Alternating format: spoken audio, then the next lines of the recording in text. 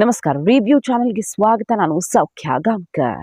ಅಮೆರಿಕದ ವಿರುದ್ಧ ಅತಿ ದೊಡ್ಡ ರಹಸ್ಯವನ್ನ ಸಿಡಿಸಿದ ಭಾರತ. ಇಂಟೆಲಿಜೆನ್ಸ್ ಚೀಫ್ ಆಗಿರುವಂತಹ ಅಜಿತ್ ದೋವಲ್ ಬಿಗ್ ಸ್ಟೇಟ್ಮೆಂಟ್. ಈಗ ಕೆಲವು ದಿನಗಳ ಹಿಂದೆ ಅಮೆರಿಕ ಇಂಟೆಲಿಜೆನ್ಸ್ ಆಫೀಸರ್ಗೆ ಕೊಟ್ಟಂತಹ ಬಿಗ್ ಆನ್ಸರ್ ಈಗ ಸಂಚಲನ ಸೃಷ್ಟಿ ಮಾಡ್ತಾ ಇದೆ.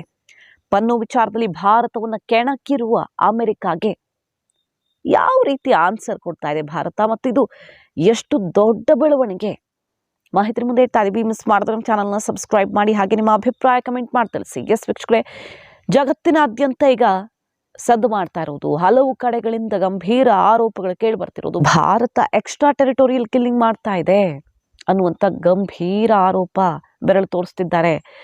ಕೆನಡಾ ಮೈ ಪರಚ್ಕೊಳ್ತಿದೆ, ಸಾಕ್ಷಿ ಕೊಡೋಕ್ಕಾಗ್ತಿಲ್ಲ. ಭಾರತ ಕೂಡ ತಿರುಗೇಟ್ ಕೊಟ್ಟಿದೆ, ಸಾಕ್ಷಿ ಇಡಿ ಮಾತಾಡಿ ಅಂತ. ಅಮೆರಿಕ ಸಾಕ್ಷಿನೇ ಇದೆ ಅಂತಿದೆ, ಆಯ್ತು ನೋಡೇ ಬಿಡೋಣ, ನಾವು ಸಹಕರಿಸ್ತೀವಿ, ಎಲ್ಲ ನಡೀಲಿ ಅನ್ನುವಂಥ ದಿಟ್ಟ ಆನ್ಸರ್ ಕೊಟ್ಟಿದ್ದಾಯ್ತು. ಪಾಕಿಸ್ತಾನಕ್ಕೆ ಏನೂ ಮಾಡೋಕ್ಕಾಗ್ತಿಲ್ಲ ಪಾಪ, ಯಾಕಂದರೆ ಉಗ್ರರೇ ಇಲ್ಲ ಅಂತ ಹೇಳ್ಕೊಳ್ಳೋ ಪಾಕಿಸ್ತಾನ ಇನ್ನು ಸತ್ತೋದ್ರು ಅಂತ ಹೇಳ್ಕೊಳ್ಳೋಕೆ ಹೇಗೆ ಸಾಧ್ಯ? ಇಂಥದ್ದೆಲ್ಲ ನಡೀತಿದೆಯಲ್ಲ.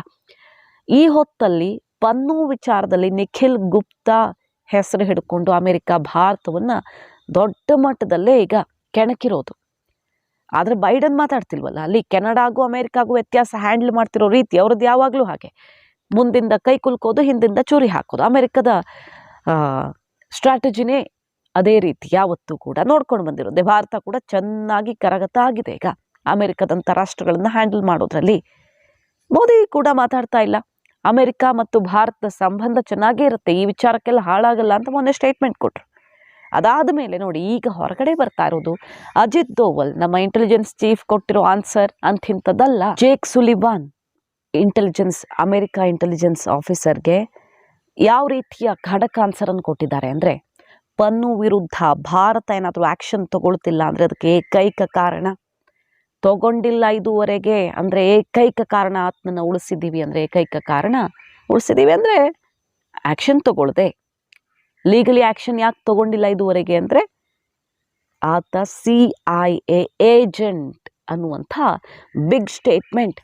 ಇದು ಅಮೆರಿಕ ಮತ್ತು ಭಾರತದ ಸಂಬಂಧದ ಹೊತ್ತಲ್ಲಿ ತುಂಬ ಚೆನ್ನಾಗಿದೆ ಅಂತಲೇ ಮೋದಿ ಅವರು ಹೇಳ್ಕೊಳ್ತಿರೋದು. ಹೇಗೆ ಬೈಡನ್ ತುಟಿ ಬಿಚ್ಚುತ್ತಿಲ್ವೋ ಅದೇ ರೀತಿ ಮೋದಿ ಕೂಡ ನಾವು ತುಂಬ ಚೆನ್ನಾಗಿದ್ದೀವಿ. ಬಟ್ ಅಜಿತ್ ದೋವಲ್ ಹೇಳ್ತಾರೆ, ಜೈಶಂಕರ್ ಗುಡುಗ್ತಾರೆ. ಜೈಶಂಕರ್ ಗುಡುಗಿದ್ದು, ನಿಮ್ಮ ರಾಷ್ಟ್ರಗಳಲ್ಲಿ ಬಚ್ಚಿಟ್ಕೊಂಡು ಮಾಡಬಾರ್ದು ಕೃತ್ಯ ಮಾಡ್ತಿರೋರನ್ನ ಮೊದಲು ನಿಯಂತ್ರಿಸಿ, ಆಮೇಲೆ ಮತ್ತೊಬ್ಬರ ಕಡೆ ಬೆರಳು ತೋರಿಸಿ ಅಂತ ಅಜಿತ್ ದೋವಲ್ ಹೇಳಿ ಕಳಿಸಿರೋದು. ಈತ CIA ಅಂದರೆ ಅಮೆರಿಕ ಭದ್ರತೆ ಇಂಟೆಲಿಜೆನ್ಸ್ ಏಜೆನ್ಸಿ ಇದೆಯಲ್ವಾ, ಅದರ ಏಜೆಂಟ್ ಇದ್ದ. ಕೆನಡಾ ಮತ್ತು ಅಮೆರಿಕ ಸಿಟಿಜನ್ಶಿಪ್ ಇದೆ ಅವನ ಹತ್ರ.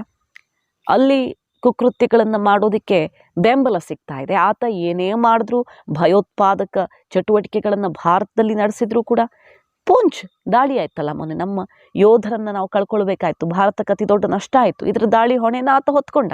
ಹೊಸ ಒಂದು ಉಗ್ರ ಸಂಘಟನೆ ಹೆಸರು ಹೇಳಿ, ಖಲಿಸ್ತಾನಿ ಕಾಶ್ಮೀರಿ ಫ್ರಂಟ್, ಅದರ ಹೊಣೆ ಹೊತ್ತಾತ. ಇಂಥದ್ದೆಲ್ಲ ಮಾಡ್ತಿದ್ದೀನಿ ಅಂತ ಹೇಳ್ಕೊಳ್ತಿರುವ, ವಿಡಿಯೋ ಬಿಡ್ತಿರುವ ನಮ್ಮ ಅಧಿಕಾರಿಗಳ, ಪ್ರಧಾನಿ, ಪ್ರಮುಖ ನಾಯಕರ ಜೀವ ತೆಗೆಯುವಂತಹ ಬೆದರಿಕೆ ಹಾಕ್ತಿರುವ, ಆತ ಬೆದರಿಕೆ ಹಾಕಿದ ಹೊತ್ತಲ್ಲೇ ಪಾರ್ಲಿಮೆಂಟ್ ಅಟ್ಯಾಕ್ ಬೇರೆ ಆಯಿತು, ಮುಹೂರ್ತ ಇಟ್ಟು ದಿನವೇ.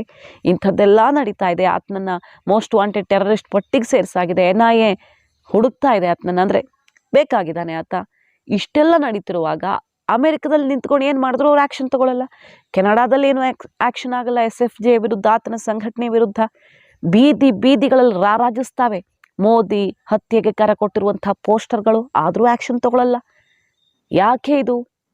ಯಾಕಿದೆಲ್ಲ ಆಗ್ತಾ ಇದೆ? ಮತ್ತು ಇಷ್ಟೆಲ್ಲ ಆದಮೇಲೂ ಭಾರತ ಯಾಕೆ ಆ್ಯಕ್ಷನ್ ತಗೊಳ್ಳಿಲ್ಲ ಅಂದರೆ, ಆತ ಅಮೆರಿಕ CIA ಅಧಿಕೃತ ಏಜೆಂಟ್ ಅನ್ನುವಂಥ ಬಿಗ್ ಸ್ಟೇಟ್ಮೆಂಟ್, ಅತಿ ದೊಡ್ಡ ರಹಸ್ಯವನ್ನು ಸಿಡಿಸುವ ಮೂಲಕ ಭಾರತ ಅಮೆರಿಕದ ವಿರುದ್ಧ ಈಗ ತಿರುಗಿ ಬಿದ್ದಿದೆ.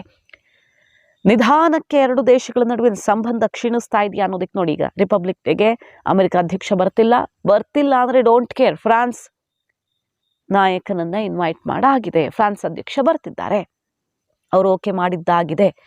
ಅಮೆರಿಕ ಜೊತೆಗೆ ಕಿಡಿ ಹೊತ್ಕೊಂಡಿರೋ ಹೊತ್ತಲ್ಲಿ ರಷ್ಯಾ ಜೊತೆಗೆ ಮತ್ತಷ್ಟು ಕ್ಲೋಸ್ ಆಗಿರೋದು. ಜೈಶಂಕರ್ ಒಂದು ಫೋಟೋ ರಷ್ಯನ್ ಧಿರಿಸಿನಲ್ಲಿ ಅಲ್ಲಿ ಹೋಗಿರೋದು, ಅವರ ಸ್ಟೇಟಸ್ ಎಲ್ಲ ಸಿಕ್ಕಾಪಟ್ಟೆ ಸದ್ದು ಮಾಡ್ತಿದೆ. ರಷ್ಯಾಗೆ ಮತ್ತಷ್ಟು ಕ್ಲೋಸ್ ಆಗಿ ಅಮೆರಿಕವನ್ನು ಉರಿಸ್ತಾ ಇದೆ ಭಾರತ. ಇಂಥದ್ದೆಲ್ಲ ನಡೀತಾ ಇದೆ. ಈಗ ಭಾರತಕ್ಕೆ ಅಮೆರಿಕ ಅನ್ನೋದಕ್ಕಿಂತ ಅಮೆರಿಕಕ್ಕೆ ಭಾರತ ಕೂಡ ಬೇಕಾಗಿದೆ ಚೀನಾಕ್ಕೆ ಸೆಡ್ಡು ಹೊಡೆಯೋ ದೃಷ್ಟಿಯಿಂದ.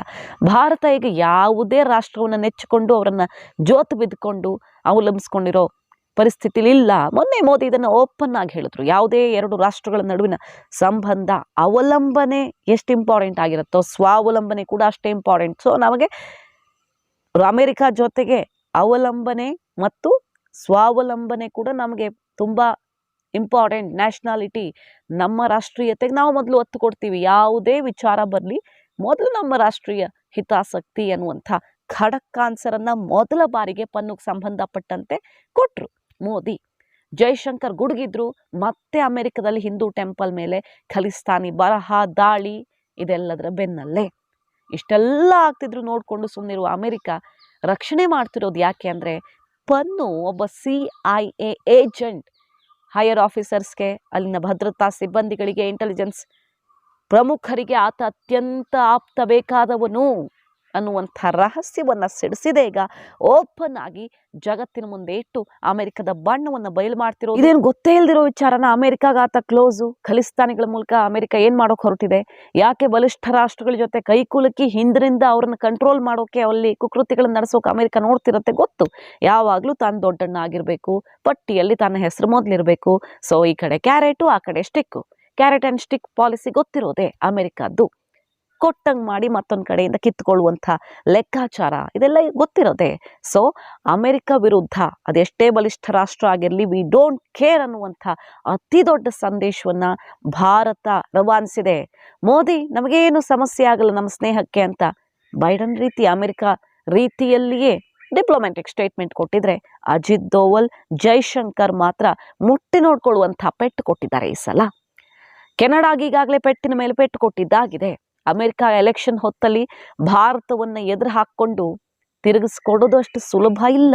ಈ ಹೊತ್ತಲ್ಲಿ ನಡೆದಿರೋ ಬೆಳವಣಿಗೆ ಬಹಳ ಮಹತ್ವ ಪಡ್ಕೊಳ್ತಾ ಇದೆ. ಈಗ ಮಾಹಿತಿ ನಿಮ್ಗೆ ಇಷ್ಟ ಆಗಿದ್ರೆ ಮಿಸ್ ಮಾಡಿದ್ರೆ ನಮ್ಮ ಚಾನಲ್ನ ಸಬ್ಸ್ಕ್ರೈಬ್ ಮಾಡಿ, ಹಾಗೆ ನಿಮ್ಮ ಅಭಿಪ್ರಾಯ ಕಮೆಂಟ್ ಮಾಡಿ ತಿಳಿಸಿ. Thank you.